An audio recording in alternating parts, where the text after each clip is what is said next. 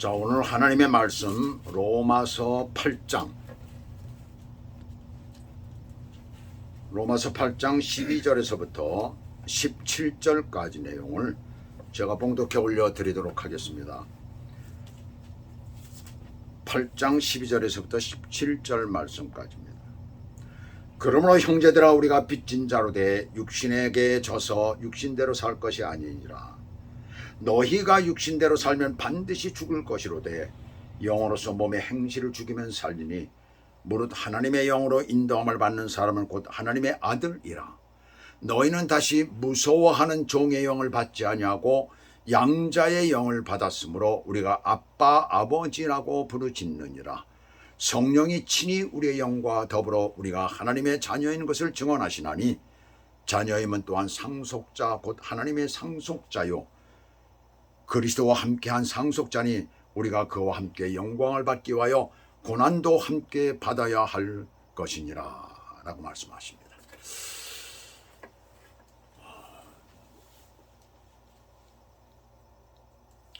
어떤 젊은 가정주부가 명품점에 들렀어요. 루이 뷰통에 이제 들려서 거기에서 모자를 이렇게 보니까 모자가 너무나 이쁜 거예요. 그래서 그걸 샀어요. 이 미국 값으로 한 500불 정도 되는 거고요. 참 비싸죠. 뭐 한국에서는 그 모자 하나 정도면은 얼마나 가는지 지금 잘 모르겠습니다. 미국에서는 10불, 20불이면 사거든요. 500불이라고 하면 그건 엄청난 돈이거든요. 근데 모자가 너무 이쁘고 또 명품이라는 이런 생각에 하나 갖고 싶어가지고 이제 큰 돈을 들여가지고 이제 그걸 산 거예요. 사놓고 나니까는 그것을 쓰고 다니기가 겁이 나요. 왜요? 쓰고 가다가 누가 채갈까봐, 또 바람이 심하게 불게 되면 또 날아갈까봐. 그래서 겨우 이제 쓰고 간 게 교회 갈 때. 근데 교회는 좀 안전하니까 또 차를 타고 가니까 차에서 내려가지고 교회 안에 들어가기만 하면 되잖아요. 그러니까 그것을 사가지고 교회 갈 때만 쓰는 거예요. 그러니 얼마나 쓰겠습니까? 그것을 좀 자기 딴에는 좀 명품을 가지고선 좀 한번 자랑 좀 해보려고, 나도 이런 거 있다 라고 자랑 좀 하고 싶어서 샀는데 제대로 쓰지도 못하고 교회 갈 때만 쓰고 가는 거예요. 그러니 교회 가는데 그 명품 모자를 써봤자 누가 알아주는 사람 누가 있습니까? 부러워할 사람 누가 있겠어요? 뭐 물론 부러워하는 사람도 있을지 모르죠. 이 명품이라는 것을 남자나 여자나 다 좋아하더라고. 가만히 보니까 특별히 여자들은 뭐 백이니 무슨 옷이니 또 목에 두르는 스카프니 뭐 해가지고 명품을 갖고선 자랑을 하고 다녀요. 명품을 두고 누가 날 봐주질 않나 뭐 이렇게 하고 있습니다. 또 남자들은 뭐예요? 주로 또 비싼 차를 갖고 싶어 하잖아요. 그래서 한국에도 보게 되면은 람보르기니니 무슨 이런 차들은 갖다 무려 20억 원이 넘어요. 20몇억 원이 되고 그렇더라고요. 페라리 같은 것도 보니까는 뭐 15억 원, 뭐 15억 원, 20억 뭐 그 가까이 그렇게 되더라고요. 최고로 비싼 자동차가 뭔지 아십니까? 메르세데스 스왑테일이라고 하는 차인데 무려 1,300만 달러라고 그래요. 그건 한국 돈으로 150억 원이에요. 세계에서 하나뿐이 없다, 한 대뿐이 없다고 그러더라고요. 그것도 특별히 돈 많은 사람이 주문을 해가지고 자기가 원하는 대로 주문을 해서 만들어진 차라고 그러더라고요. 자, 이 명품들은 그렇게 좋아해요. 그래서 보통 여자들이 좋아하는 명품, 백이니 뭐 이런 것들은 제일 비싼 것들이 무려 한 3만 불, 2만 5천 불 뭐 그렇게 가요. 그것도 중고시장에 내놓은 게 그렇더라고요. 내가 조사를 해봤어요. 도대체 어느 정도가 되는가. 내가 아주 조사를 해봤더니 구찌나 이런 에르메스가 가장 비싼데 헬메스라고 그러죠. 헬메스라고 나와 있는데 영어로는 그렇게 읽는데 에르메스라고 있죠. 이 프랑스 사람들은. 근데 에르메스하고 이 구찌가 약 2만 5천 불에서 3만 불 정도가 돼요. 그러니까 한국 돈으로 말하면은 3천만 원이 넘어가는 거죠. 중고 가격이 그래요. 중고도 이제 깨끗한 중고니까 그렇겠죠. 누구나 이 명품을 갖기를 좋아해요. 그런데 사람도 좀 이름 있는 사람을 갖다 우리는 네임밸류라고 얘기를 하죠. 목사님들 중에도 네임밸류가 높은 사람들은 한마디로 우리가 상품으로 얘기를 할 때는 브랜드가 있다라고 이렇게 얘기를 합니다. 명품 브랜드식으로 명품 브랜드, 브랜드라는 말이 뭡니까? 상표라는 얘기 아니에요. 트레이드 마크를 얘기를 하고 있잖아요. 또 그뿐만이 아니라 품질을 뜻하기도 합니다. 그래서 간단하게 말할 때 브랜드가 있다라고 얘기를 한다면은 그 품질이 있다 라는 그런 의미로 통하기도 합니다. 한마디로 목사님 중에도 브랜드가 있는 목사님, 그런 목사님들이 있잖아요. 그래서 한국에서 목회를 하다 어떤 분은 한국에서도 큰 교회를 담임을 해가지고 하다가 미국에 와가지고 불과 1, 2년 따에 또 미국에서도 5,000명, 6,000명의 성도가 모여요. 사실 그 대단하죠. 미국에서 5,000명, 6,000명 모이기가 그렇게 쉬운 게 아닙니다. 몇백 명 모이기도 어렵고 100명 모이기도 어려운데 5,000명, 6,000명이 모인다라면 그 양반이 얼마나 참 대단한가 알 수 있죠. 그래서 미국에서 목회를 10년 동안 하다가 또 한국에 또 들어가서 수지 그 근방에다가 교회를 개척을 했더니 단 6개월 만에 6,000명 이상이 모이고. 그 네임밸류가 있는 목사님이다 우리는 이렇게 얘기를 하는데, 다른 말로 우리가 바꿔서 물건을, 좋은 물건, 명품을 갖다 얘기를 할 때로 한다면 명품 브랜드나 마찬가지죠. 그런데 우리 그리스도인들 성도들에게도 바로 이런 브랜드가 있다는 얘기입니다. 명품 브랜드를 가지고 있다는 얘기예요. 자, 우리가 로마서 8장 1절에서부터 11절까지 지난주에 우리가 볼 때 뭐라고 말씀합니까? 하나님의 영이 우리 안에 들어와서 하나님의 영이 움직이는 삶, 인도하시는 대로 사는 삶을 갖다가 뭐라고 말씀했어요? 정죄함이 없는 인생이라고 얘기를 했습니다. 그런데 오늘 14절에 보시게 되면, 본문 14절에 보시면 또 이렇게 말씀합니다. 하나님의 영으로 인도함을 받는 그들은 곧 하나님의 아들이라 그랬어요. 곧 하나님의 아들이 양자가 됐다는 얘기입니다. 양자라는 브랜드를, 명품 브랜드를 갖게 됐다는 얘기예요. 그래서 오늘 하나님의 말씀 제목은 양자 브랜드를 가진 자라는 제목을 갖다 붙였어요. 양자 브랜드를 우리가 가지고 있다는 얘기입니다. 예수 믿는 사람들이, 믿음으로 거듭난 사람들이, 하나님의 영을 받은 사람들이, 성령을 받은 사람들이 바로 양자 브랜드를 가지고 있는 사람들이라는 것을 알 수가 있어요. 우리가 바로 그런 사람들이라는 얘기입니다. 얼마나 신나는 일이에요 사실. 뭐 명품, 세상에 있는 명품 부러워할 필요가 없어요. 그래서 교회 안에 아무리 명품 캡을 쓰고선 말이죠, 모자를 쓰고선 온다 하더라도 그 누가 부러워하잖아요. 왜 그렇습니까? 명품 브랜드를 이미 내 안에 가지고 있기 때문에 그렇다는 얘기입니다. 그렇다면은 여기서 우리가 알아야 돼. 명품 브랜드를 가지고 있는, 양자의 브랜드를 가지고 있는 우리가 이 땅에 사는데, 그렇다면 어떻게 우리가 살아야 될까? 막 살아버려야 될까요? 그렇지 않잖아요. 하나님께 누가 되는 삶을 살 수는 없잖아요. 망령되이 살 수가 없잖아요. 무언가 달라져야 되잖아요. 하나님께로부터 우리가 그런 것을 받았다면, 자녀가 되었다면 당연히 하나님을 사랑해야죠. 또한 그가 기뻐하시는 대로 살아야 되죠. 이전보다 달라지지 않고는 안 된다는 것을 오늘 본문 말씀은 우리들에게 가르쳐주고 있습니다. 오늘 본문은 양자라는 브랜드를 가진 우리가 살아야 할 삶에 대해서 또 축복에 대해서 말하고 있어요. 그래서 먼저 삶에 대해서 첫 번째로 양자라는 명품 브랜드를 가진 우리들이 살아야 될 삶, 그것을 한번 보도록 하겠습니다. 첫째로 여기 12절을 보시게 되면 이렇게 말씀을 하고 있지요. 그러므로 형제들아, 우리가 빚진 자로 돼 육신에게 져서 육신대로 살 것이 아니라. 참 여기 재미있는 말씀이 나와요. 우리가 빚진 자로 돼, 누구로 말미암아 빚을 졌다는 얘기입니까? 우리가 하나님께로 말미암아 빚을 졌다는 얘기죠. 예수 그리스도에게 우리가 빚을 졌다는 얘기입니다. 무슨 빚입니까?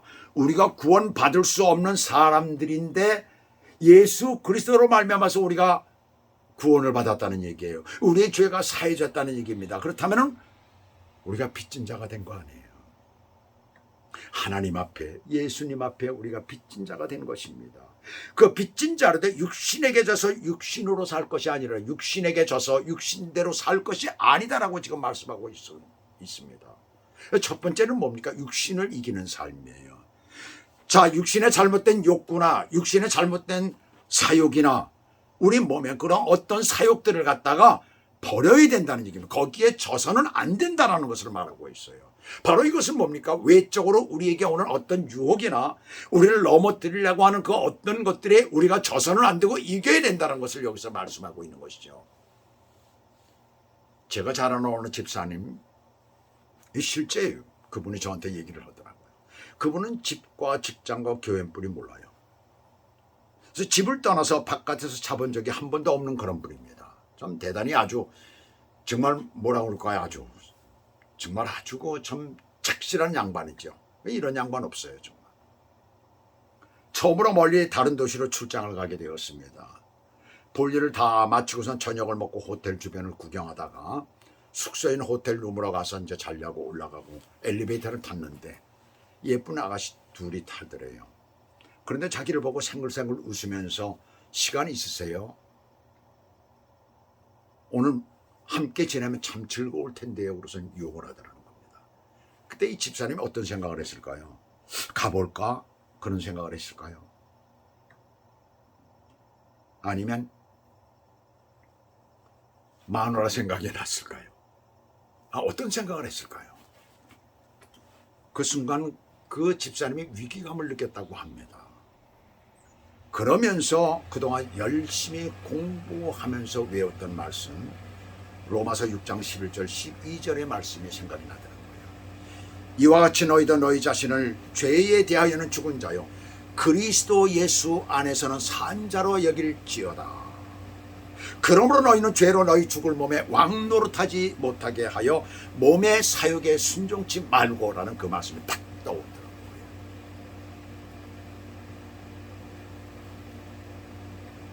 그래서 그 집사님은 어떻게 했겠어요? 거절을 해버리고 말았답니다. 우리에게 유혹은 수도 없이 많이 옵니다.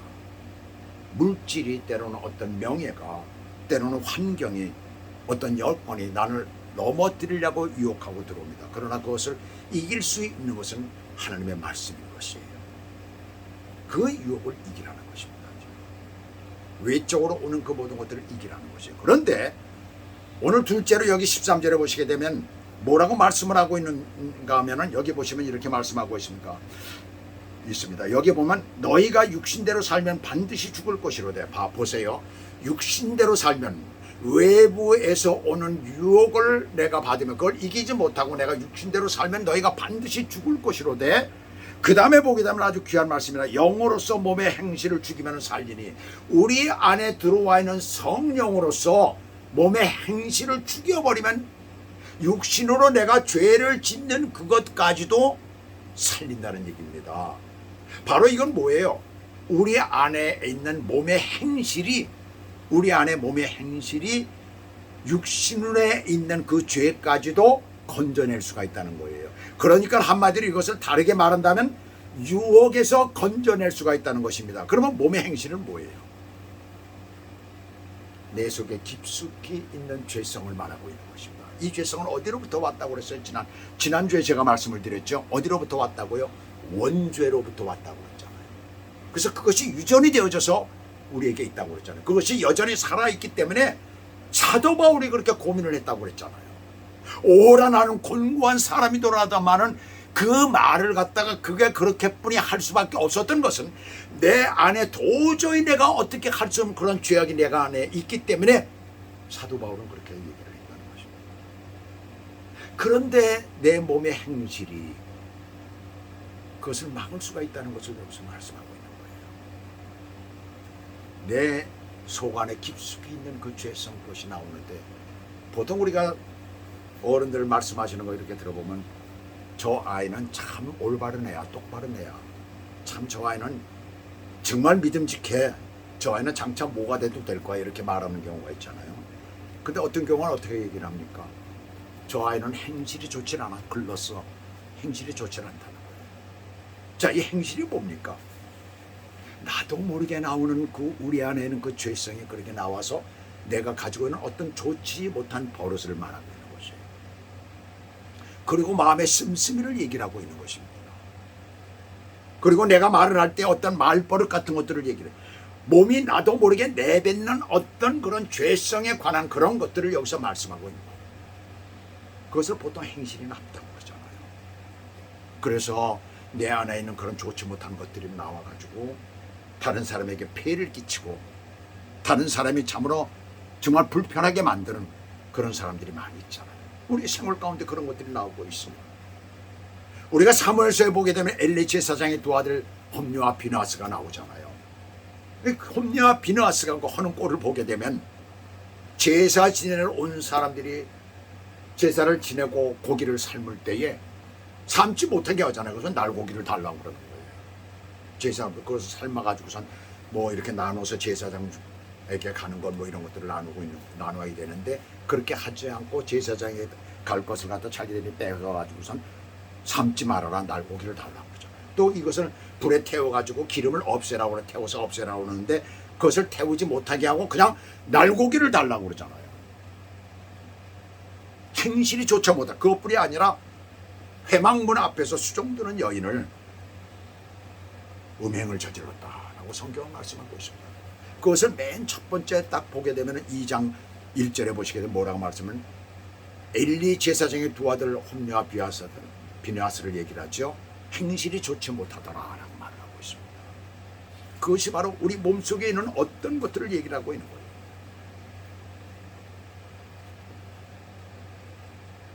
그 다음에 여기 보시게 되면은 셋째는 모든 사람을 대하여서 섬기는 삶입니다. 16절에 보시게 되면 우리가 하나님의 자녀인 것을 증거한다고 했는데 그 증거는 두 가지가 되죠. 성령의 내적인 증거가 있어요. 내가 하나님의 자녀가 되었다는 확신을 말합니다. 또 한 가지 외적인 증거가 있어요. 즉 바깥으로 나타나는 것, 살아가는 모습으로 나타나는 것을 말하고 있는 거예요. 마가복음 10장에서 예수님께서 서로 으뜸이 되고자 하는 제자들에게 뭐라고 말씀하십니까? 44절에 보시게 되면 너희 중에 누구든지 으뜸이 되고자 하는 자는 모든 사람이 사람의 종이 되어야 하겠다라고 말씀하시죠. 그 다음에 45절에 뭐라고 말씀하십니까? 인자의 온 것은 섬김을 받으려 함이 아니라 도리어 섬기려 하고 자기 목숨을 많은 사람들의 대속물로 주려 함이니라 라고 말씀을 하십니다. 남을 섬겨야 된다라는 것을 말하고 있는 것이죠. 이렇게 육신의 욕심을 이기고 사악을 이기고 사욕을 이기고 또 몸의 행실을 죽이고 모든 사람을 섬기는 일을 살면 양자의 삶을 사는 것이 되는데 두 번째로 생각할 수 있는 것은 양자라는 브랜드를 가진 그리스도인이 받게 될 축복을 여기서 말하고 있습니다. 어떤 축복이 올까요? 그 하나는 성령님의 인도하심을 받는다는 것입니다. 우리는 흔히 축복이라고 그러면 어느 물질에 돈이 떨어지는 줄 알고 그래요. 아닙니다. 신약 성경에서 지금 사도 바울이 말씀하고 있는 것은 돈보다도 물질보다도 명예보다도 그 어떤 권세보다도 더 중요한 것을 우리들에게 가르쳐주고 있는 것이에요. 이것은 이 땅에서 우리가 누리는 평안과 이 땅에서 누리는 삶뿐만이 아니라 영원 세계까지 우리가 가지고 갈 것을 얘기를 하고 있는 것입니다. 자, 14절에 보시게 되면은 이렇게 말씀을 하고 있죠. 14절에 무릇 하나님의 영으로 인도함을 받는 사람은 곧 하나님의 아들이라 라고 말하고 있습니다. 누구의 영? 하나님의 영이라고 그랬어요. 영은 바로 성령 하나님이시죠. 이는 축복을 받게 된다는 것입니다. 그래서 하나님의 영으로 인도함을 받는 축복을 받는다는 것이에요. 지난 화요일에 9월 21일이 되죠. 집사람이 망막 수술 후에 백내장 수술을 하게 됐어요. 망막 수술을 하고선 완전히 낫지도 못한 상태에서 가서 체크업을 하는데 닥터가 백내장이 아주 급진적으로 지금 발전하고 있으니까 빨리 백내장 수술을 해야 된다는 거죠. 그 수술은 보통 30분이면 된다라고 생각을 했거든요. 10시까지 오라고 연락을 받았는데 그 다음에 간호사가 또 다시 연락이 와가지고 9시 30분까지 오라고. 그래가지고 부랴부랴 아침부터 이제 달려갔어요. 그래가지고 9시 20분에 그곳에 도착을 했습니다. 수술실 앞에 도착을 하게 된 거죠. 그리고선 이제 그 들어가길 기다렸는데 얼마를 기다렸는지 12시가 넘어가지고선 그 수술실에 집사람이 들어갔어요. 그때까지 이제 무려 3시간을 기다렸습니다. 3시간을 기다리고선 겨우 이제 들어갔어요. 그래서 좀 많이 수술이 늦어지겠지. 들어가는데 한 30분이면 된다는 그 백내장이 보통 사람들이 그렇게 말을 해요. 그런데 안 나오네. 나오질 않는 거예요. 수술실에 들어가서 보고 싶어도 들어가지도 못하게 하고. 그래서 두세 번째가 문 앞에 가서 이제 문 앞에 그 안에 바로 앞에 이제 이렇게 의자를 놓고들 앉아 있는 사람들이 있길래 물어봤어요. 어떻게 된 거냐? 라고 물어보니까 지금 수술 중이라는 거예요. 그리고 한 2시간쯤 돼가지고 또 가서 물어봤어요. 또 수술 중이라는 거예요. 이게 도대체 어떻게 된 게 이런지. 그래서 중간에 밥 먹으러 가지도 못하고 점심을 꼬박 못 먹었죠. 갈 수도 없잖아요. 언제 나올지 모르는데. 나오게 되면 곧장 집으로 가야 되는데 내가 없어가지고 헤매면 어떡합니까? 가뜩이나 눈이 한쪽에 문제가 생겨가지고 눈 하나로도 보기도 좀 그런데 말이죠. 계속 기다릴 수밖에 없었어요. 그때는 닥터가 제일 먼저 끝나고 나가더래. 나가면서 날 봤어요. 그랬더니 나보고 누구 저 환자 보호자냐라고 묻더라고요. 그래서 그렇다라고 내가 바로 남편이다 라고 얘기를 했더니 자기가 수술을 집도한 닥터라고 얘기를 하면서 하는 얘기가 수술이 조금 길어졌다. 많이 기다려야 했고 또 그리고 수술이 조금 길어졌다. 왜냐하면 망막 수술한 거 그것 때문에 좀 어려웠다. 그래서 좀 수술이 기다렸다 하면서 대단히 미안하다고 그러더라고요. 사실은 그 안에 정말 성질이 되게 났었어요. 저도. 무슨 놈은 뭐 조직이 이래. 응?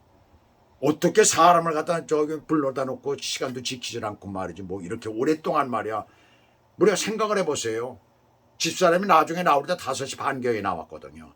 8시간에 8시간에. 아니 무슨 대수술을 한다고 말이죠. 사람을 그렇게 고생을 시켜요. 근데 그 닥터는 그보다 1시간 정도 앞서서 나갔거든요. 그것도 7시간 아닙니까? 화가 대단히 났었어요. 근데 그렇다고 해서 화를 낼 수 있습니까? 명색이 목사인데요. 다른 사람한테 집에서는 저도 가끔 화를 냅니다만은 그러나 다른 사람들 앞에서는 화를 안 냅니다. 목사잖아요. 목사가 어떻게 화를 내겠어요. 그리고 웃으면서 나도 고개를 끄덕이면서 고맙다고 참 수고했다고 이제 이렇게 얘기를 했더니 이제 닥터가 그러고 가더라고요. 나중에 그 닥터가 집사람 보고 그러더래. 그 다음날 체크하러 가는데 참 네 남편 아주 나이스라고 그러더래. 왜요? 제가 웃으면서 수고했다고 그랬더니 이 친구가 아마 내가 대단히 뭐 훌륭한 사람인 줄 알았던 모양이죠. 훌륭하지요. 목사인데요. 훌륭하지 않을 게 뭐가 있습니까? 그래가지고 참 집사람이 나중에 5시 반경에 나오는데 제가 나도 모르게 두 손을 번쩍 들었어요. 속으로는 할렐루야. 거기서 할렐루야 소리를 할 수는 없고 두 손을 번쩍 들어 반가워가지고 그랬었습니다. 그러면서 사실 집사람도 화가 나가지고 거기서 한 2번 그 컴플레인을 했었다고 그러더라고요. 2번 컴플레인을 했더니 와서 저 사과를 하고 너무 오래 기다렸으니까 기다리는데 지쳐버린 거죠. 저도 또 그래가지고 지치고 화가 났고. 근데 가만히 여기에 반절이 있는 것입니다. 왜냐하면 그 닥터가 사실은 수술을 하는 날짜가 그렇게 빨리 잡힐 수가 없었거든요. 그래서 10월 아마 한 10일경 뭐 7일경 10일경 이때 된다고 그러는데 그렇게 되면 한 3주 가까이 되거든요. 3주 가까이 되면 그것을 어떻게 되겠습니까? 할 수가 없는 거죠. 굉장히 급속도로 지금 진전이 된다는 건데. 그래가지고 사실 끼워넣기를 해버린 거예요.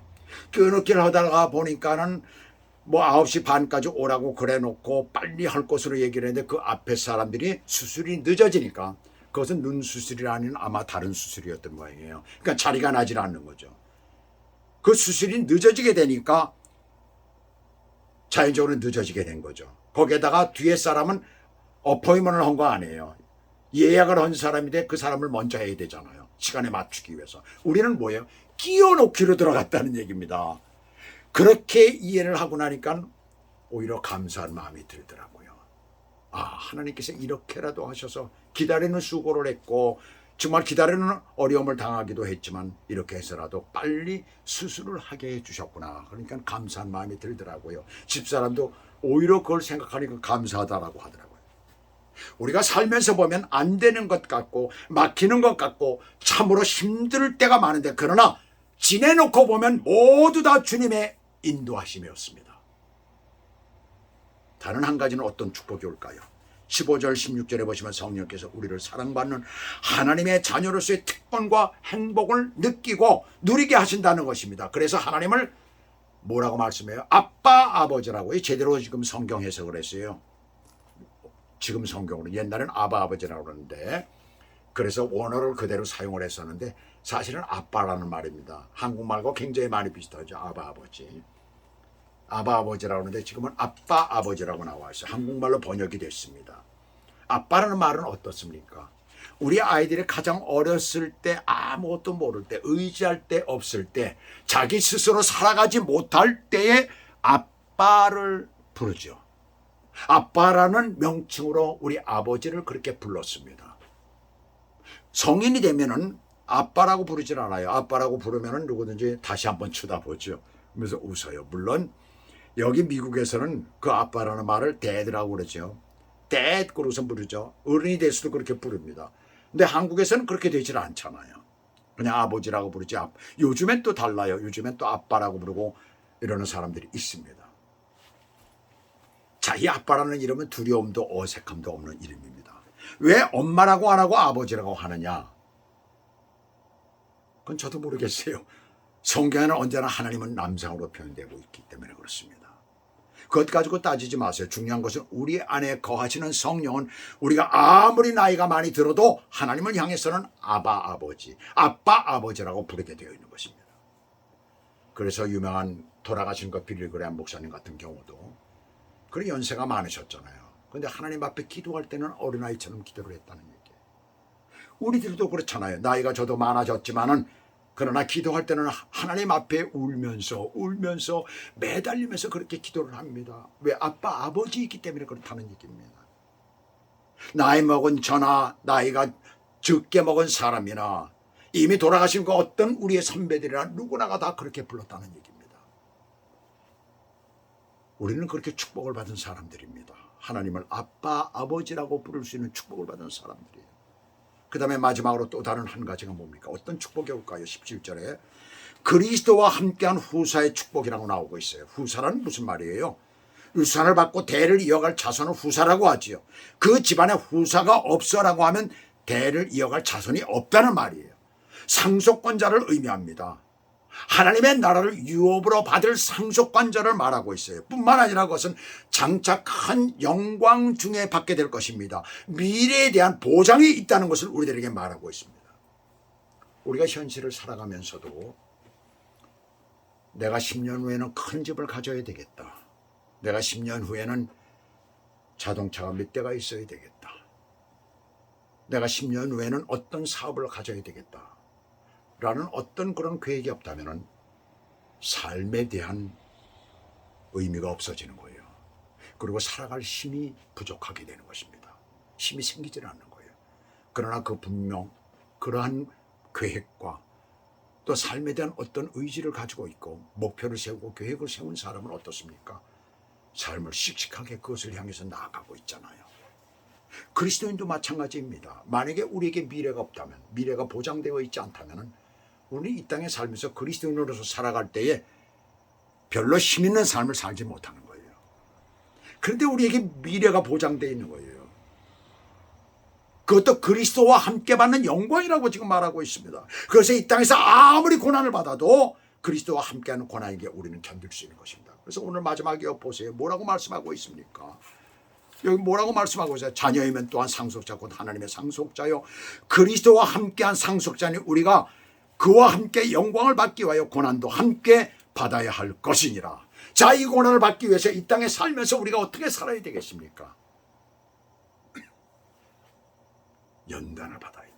훈련이 되어져야 돼요. 훈련이라고 생각하세요. 그리고 내가 장차 받을 것 때문에 내가 이 땅에서 받는 연단이라고 생각하세요. 그러면 견딜만 할 것입니다. 아무리 어렵고 힘들어도 견딜 수가 있는 것이에요. 유명한 육상 선수인 칼 루이스와 벤 존슨이 뉴욕에 왔어요. 이것저것을 구경하기 위해서 서브웨이를 탔습니다.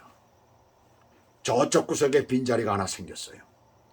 그래서 둘은 먼저 도착하는 사람이 육상 선수들 아니에요. 앉기로 하고 죽기로 살기로 달려갔습니다. 결과 어떻게 됐을까요? 둘 중에 한 사람 누가 그 자리에 앉았을까요? 둘 다 아닙니다. 중국 아주머니가 그 자리에 앉았다고 합니다.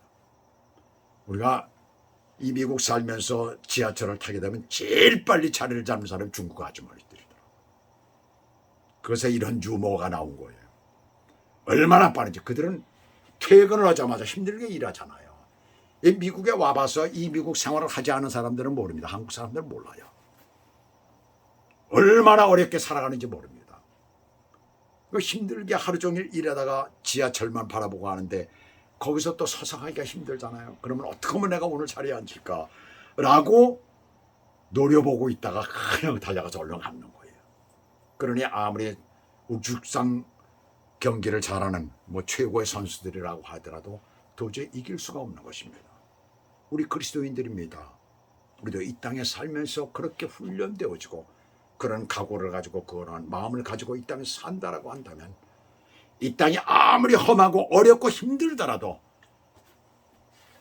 우리는 그것을 능히 이길 수가 있습니다. 우리는 누구입니까? 미래가 약속된 양자 브랜드를 가진 하나님의 백성입니다. 하나님의 사람들입니다. 그 어렵고 힘든 것들을 우리 능히 이길 수 있다는 것을 늘 마음에 명심하시고 주 예수 그리스도 안에서 늘 복된 삶을 사시길 주님의 이름으로 축복합니다. 기도하시겠습니다.